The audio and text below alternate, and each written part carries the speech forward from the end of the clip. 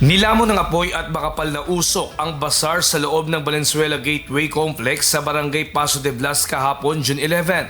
Sinasabing nagsimula ang sunog dakong 5:46 a.m.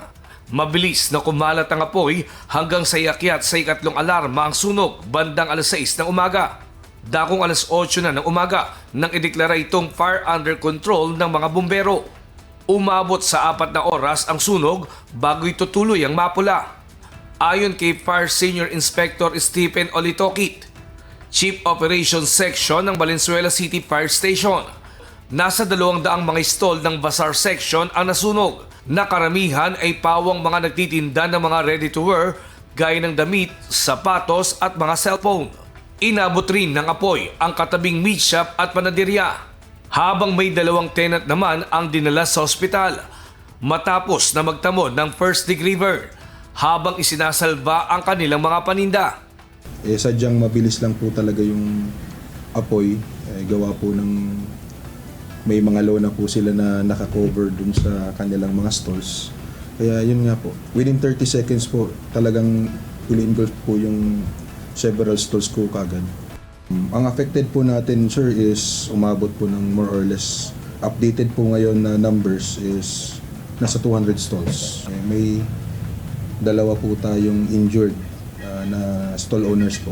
Pinilit po nilang kunin ang kanilang mga paninda and sa kasamang palad po ay natuluan din po sila nung natunaw na mga lona. Puro po sila patak po ng sa upper extremities po nila.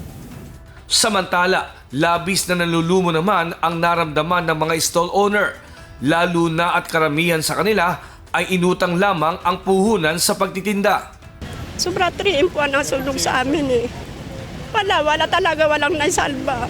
Walang natira sa amin. Opo, sana po may makatulong sa amin. Kasi wala talaga. Pakiusap lang po. Mga accessories, yun. Yung mga paninda ko. Sana, wala po, kahit isa, wala. Pag-abot namin, wala, sunog na. Wala na. So, yung mga pang-araw-araw, saan kukunin, wala nang paninda. Wala ka nang may paninda. Kasi siyempre, wala ka nang pwesto eh. Samantala, bukod sa bazaar, nadamay din sa nasunog ang 7 bahay na katabi ng Valenzuela Gateway Complex. Si Leslie Castro, kinuwento pa kung paano siya nakaligtas sa sunog matapos siyang tumalon sa bubong ng bahay nila. Paglabas ko po ng 3rd floor, nakita ko na po yung apoy sa BGC. Then ako, yung ko po kasi, mother ko po kasi, bumaba na din po. E di po ako, natrap na po ako dun sa 3rd floor. Ako po, ang ginawa ko po, umangat na po ako dun sa bubong. Doon na po ako sa bubong talaga dumaan. Tapos pag doon po sa kabila, medyo mataas po yun eh. Medyo mataas po yung tatalunan. Tinalon ko na po eh, kasi no choice na po ako eh. Sa ngayon ay iniimbestigahan pa ng mga otoridad ang dahilan ng pinagmulan ng sunog.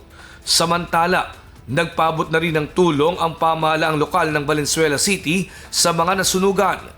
Nestor Torres, UNTV News and Rescue.